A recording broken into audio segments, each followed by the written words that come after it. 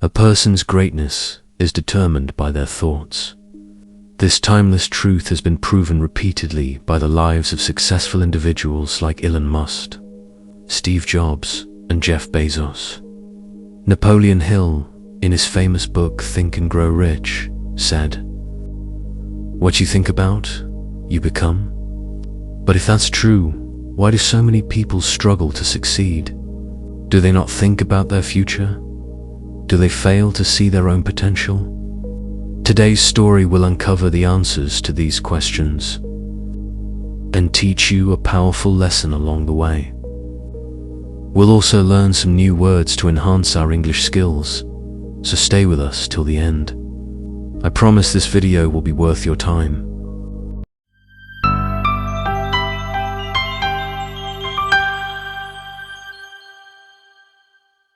Once, in a busy railway station, there lived a beggar.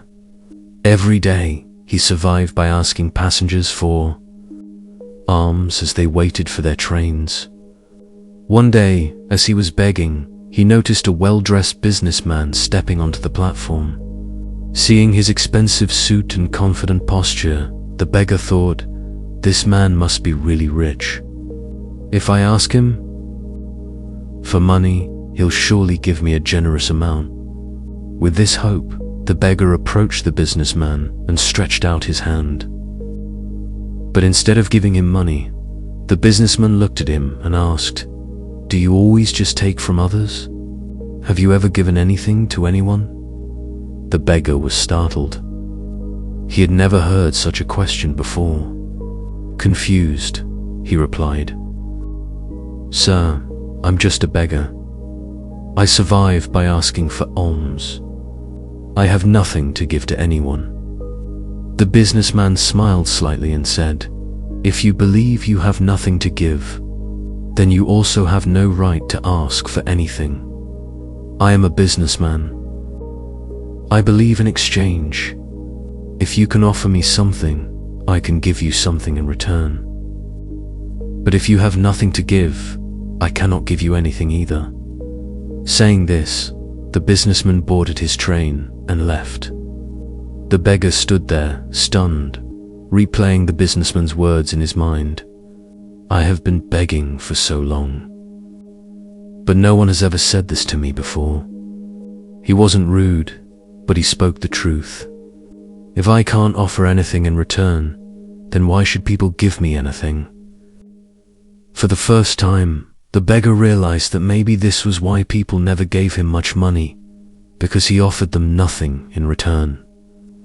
That night, he lay awake deep in thought. But what can I give? I am just a beggar. I have nothing.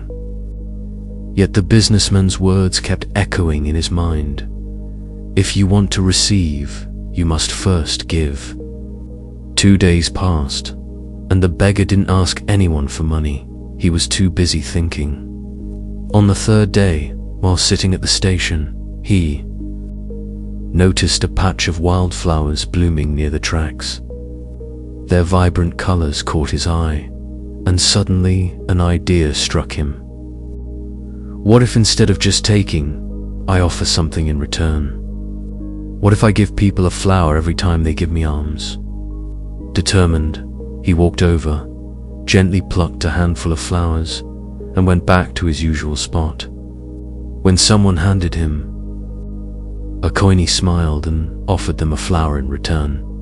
Surprisingly, people accepted the flowers with joy. Some even smiled and thanked him. As the days passed, something incredible happened. More people started giving him money, but he noticed a pattern. As long as he had flowers, people gave generously. When he ran out of flowers, the donations decreased. So it's true. People like to receive something in return, he thought. One day, as he was handing out flowers in exchange for alms, he spotted the businessman again, sitting in the train. Excited, he rushed over and said, "Sir, today I have something to give you. If you give me money, I will give you flowers in return." The businessman smiled, handed him some cash, and took a few flowers. "You have truly understood the value of exchange," he said. "Today, you are no longer just a beggar. You have become a businessman." The train arrived at the next station, and the businessman stepped off. The beggar stood there watching him go, his words sparking a new thought in his mind. Am I really a businessman now? For a long time, he pondered over it, and then suddenly he realized something. I now know the secret of success. I am not just a beggar, I am a trader. People aren't giving me money out of pity. They are paying for the flowers I give them. This means I have a business. Excited, he made a bold decision that day. He left the railway station and never returned as a beggar again. 6 months later, at the same railway station, two well-dressed men met. They exchanged a handshake, but one of them had a curious look. "Do I know you?" one man asked. The other smiled and replied, "Yes, we've met twice before, right? Here, on this very train." The first man frowned, trying to remember. Then his eyes widened in surprise. "Wait, you're the beggar. The one I refused to give money to, and then later I bought flowers from you." The former beggar laughed. "Yes, that was me. But today, I am no longer a beggar. I run a successful flower business, and I'm traveling to expand it further." The businessman was astonished. "That's incredible. What changed?" "The flower." Seller smiled. "You taught me one of life's greatest truths: we only receive when we give." That day, I realized I was never really a beggar. I was a businessman all along. I just had to see myself that way. The two men shook hands again, now as equals, and boarded their trains, heading toward their respective futures. Life is shaped by how we see ourselves. If you believe you are small, you will remain small.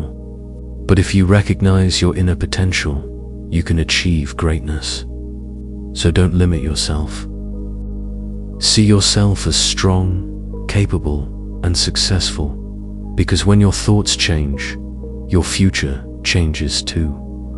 If you liked this story, give it a thumbs up, comment below what you learned, and share it to inspire others. See you in the next story.